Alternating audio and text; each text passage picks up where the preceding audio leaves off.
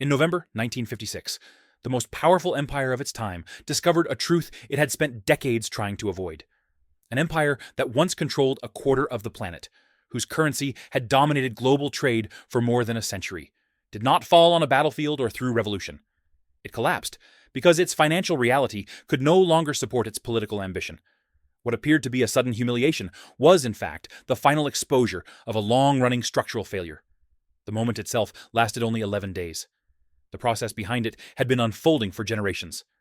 And the most unsettling part of this story is not what happened to Britain, but how precisely the same mechanism is now forming beneath the United States.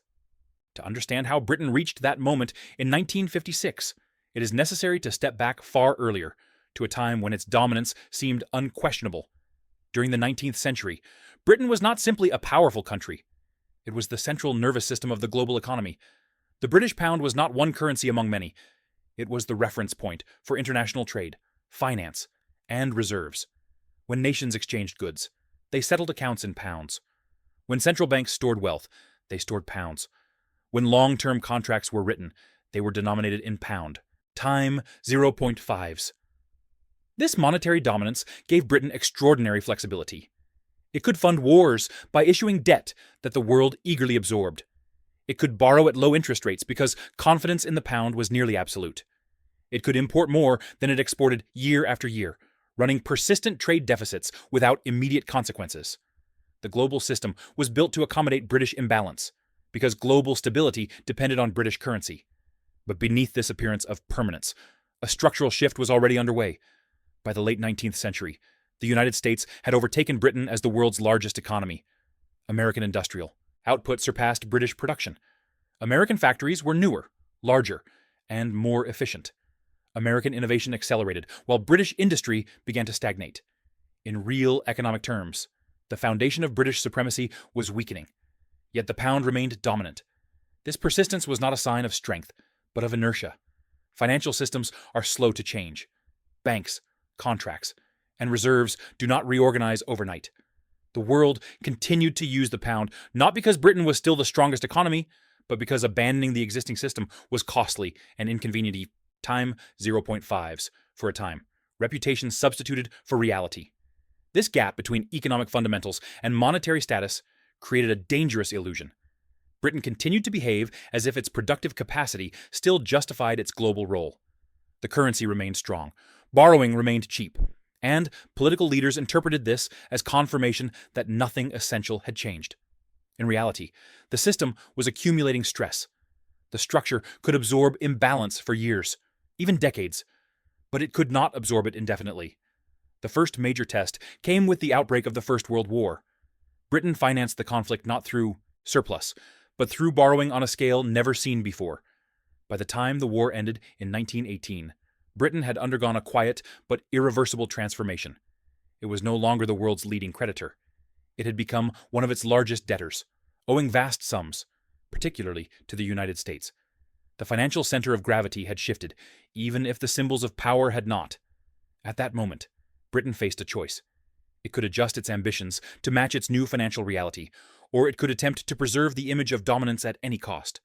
The decision it made would shape the next 3 decades, time 0.3s, and ultimately determine how its empire ended. Rather than accepting its reduced position after the First World War, Britain chose to defend the appearance of continuity. Political leaders and financial authorities convinced themselves that the disruption of the war was temporary, that normal conditions could be restored if the right symbols were preserved. The most important of those symbols was the value of the pound. In 1925, Britain returned to the gold standard at the same exchange rate that had existed before the war. On paper, this decision suggested stability and discipline. In reality, it ignored the fundamental transformation that had already taken place. Britain's economy was smaller relative to its competitors. Its industrial base was weaker. Its debts were larger. Yet the pound was treated as if none of this mattered.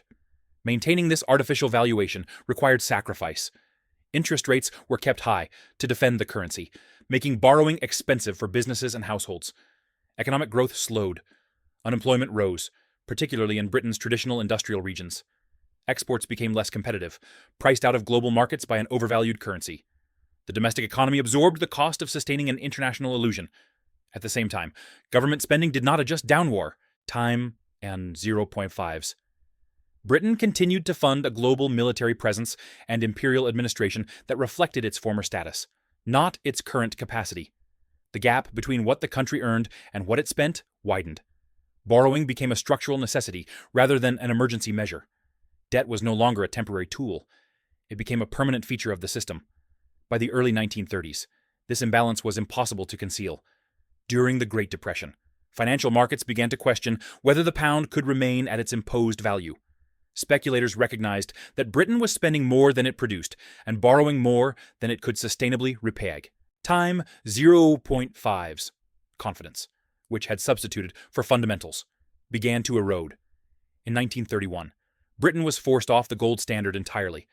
The pound lost nearly 30% of its value in a short period. What had been presented as permanence dissolved under pressure. Yet even after this humiliation, Britain retained a degree of monetary influence. The empire itself became a mechanism of support. Colonies and dependent territories were required to hold reserves in pounds, locking demand into the system regardless of Britain's underlying weakness. This arrangement delayed collapse, but deepened dependence. Britain was no longer supported by productivity or trade dominance. It was supported by obligation.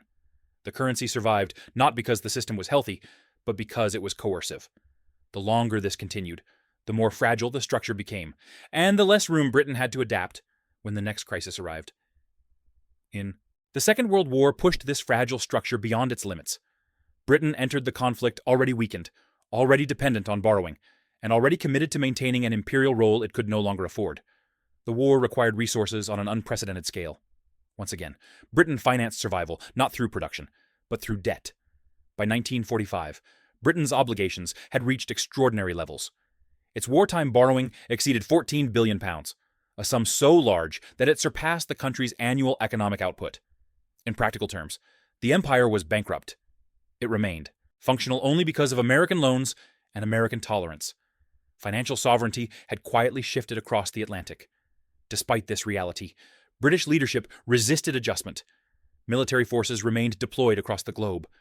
Overseas commitments were preserved. The language of empire continued long after the financial substance had disappeared. Britain behaved as if prestige itself could generate resources, as if history could be converted into solvency. This denial set the stage for the final exposure.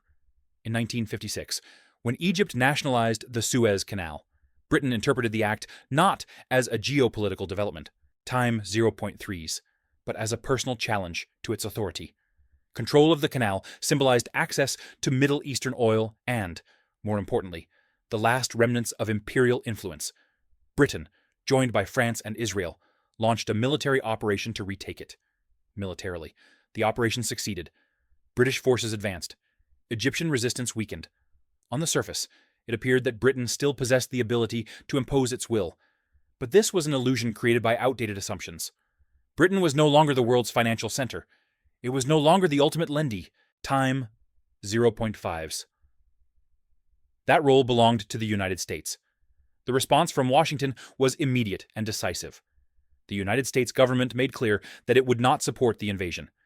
It threatened to sell its holdings of British pounds on the open market, an action that would have collapsed the currency.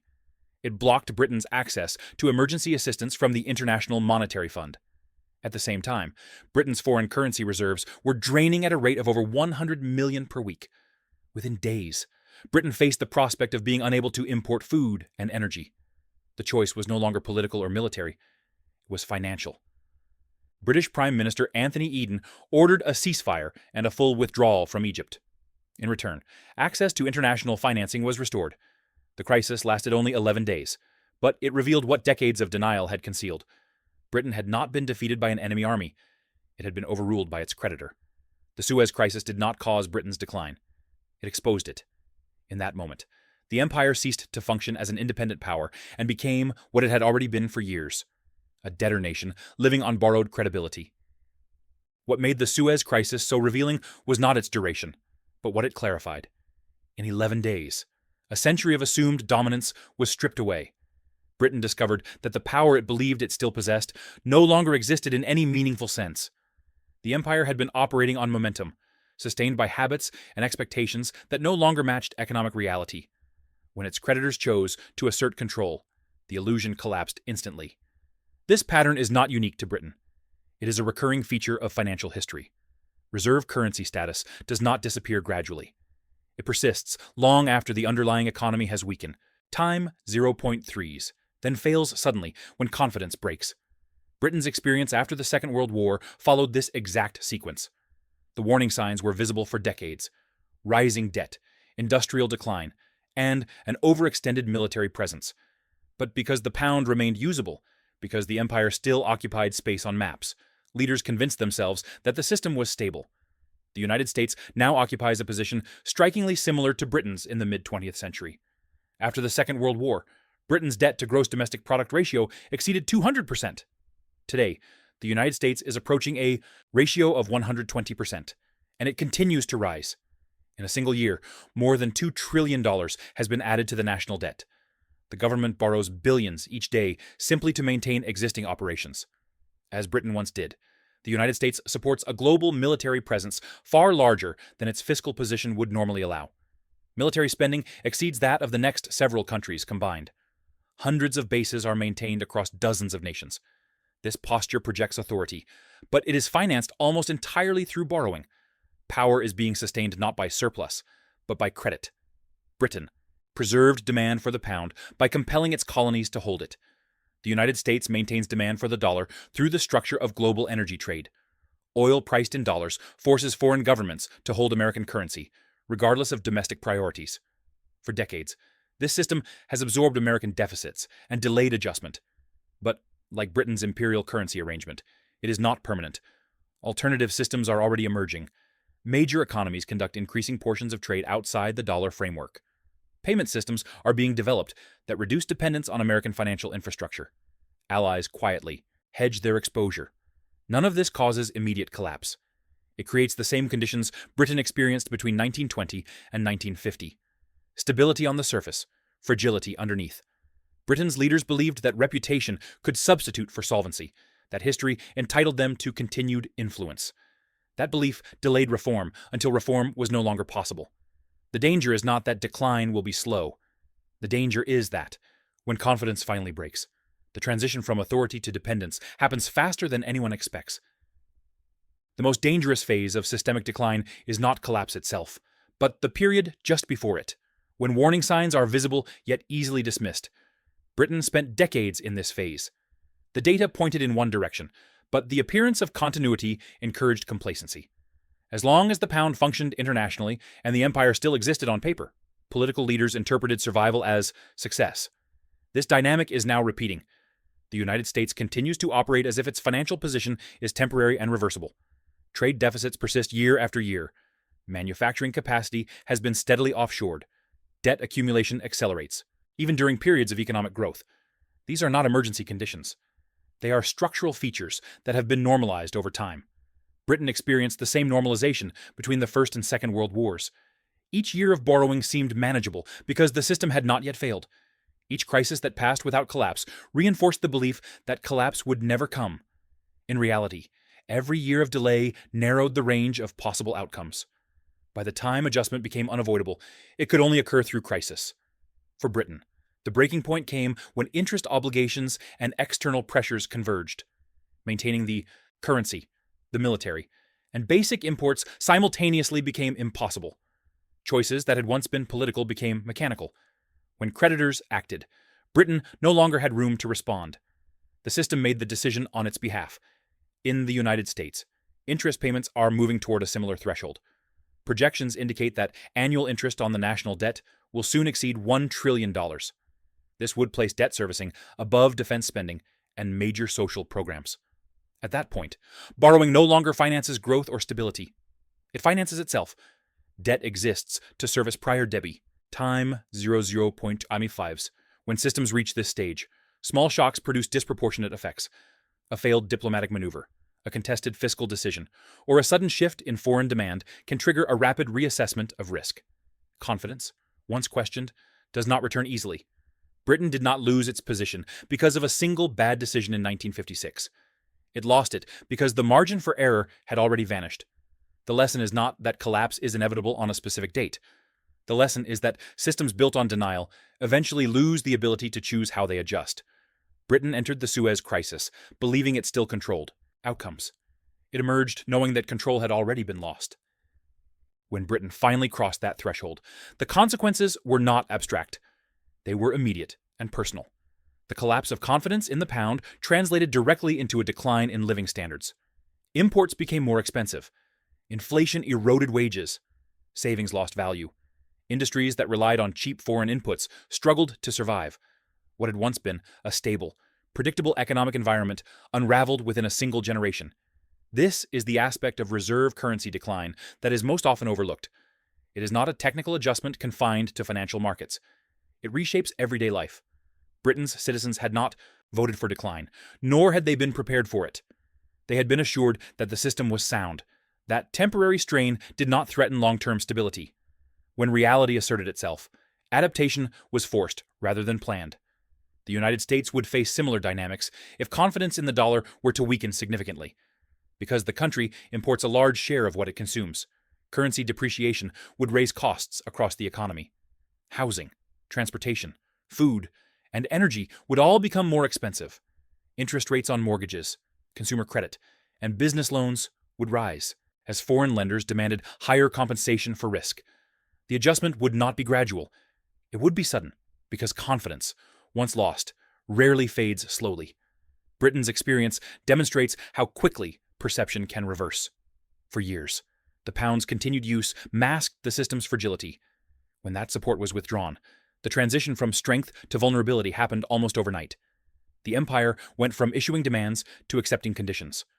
Its currency shifted from symbol of authority to historical warning. What made this shift so destabilizing was the lack of preparation. Britain had assumed continuity. It had not built sufficient domestic resilience. Productive capacity had been neglected. Fiscal flexibility had been exhausted. When the moment arrived, options were limited to damage control. Choices that could have softened the impact had been postponed until they were no longer available. This is why the comparison matters. Systems do not collapse because people fail to notice risk.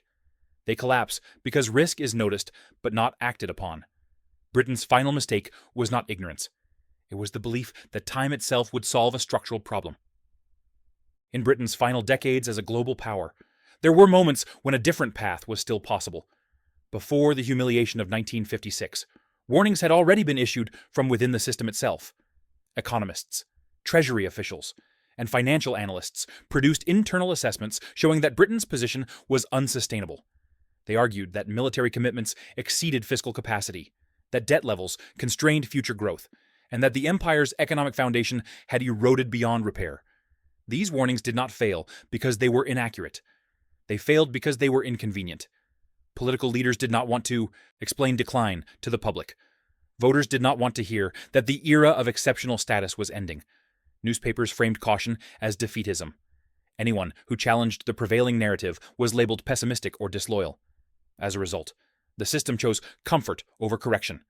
This refusal to confront reality extended the illusion but intensified the eventual adjustment. Each year of denial made the required changes more abrupt. When the reckoning arrived, it arrived without compromise. Britain did not manage its transition away from empire. It was forced into it by financial constraint. The same pattern is now visible in the United States. Time 0.5s. Warnings are widespread and public. Government agencies project unsustainable debt trajectories. Economists across ideological lines agree that current fiscal trends cannot continue indefinitely. Former financial officials and central bankers openly state that structural change is unavoidable. Yet policy decisions continue to prioritize short-term political stability over long-term sustainability. Just as in Britain, the debate is not about mathematics. The numbers are clear. The conflict is psychological. Systems resist acknowledging decline because acknowledgement threatens identity. Britain defined itself through empire. The United States defines itself through economic and monetary leadership. In both cases, identity delayed adaptation. History shows that when systems reach this stage, the timing of collapse becomes unpredictable, but the direction is no longer in question.